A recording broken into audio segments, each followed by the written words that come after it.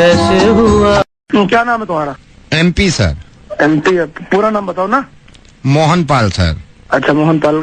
पिताजी का क्या नाम है? MP sir. नहीं, पिताजी का क्या नाम है? मनमोहन पाल सर। अच्छा, वो कहाँ से हो? MP sir. मध्य प्रदेश से? नहीं सर, मणिपाल से।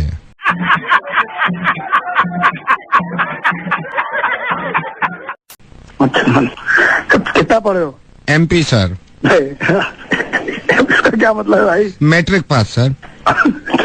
क्यों करनी भैया नौकरी? MP sir.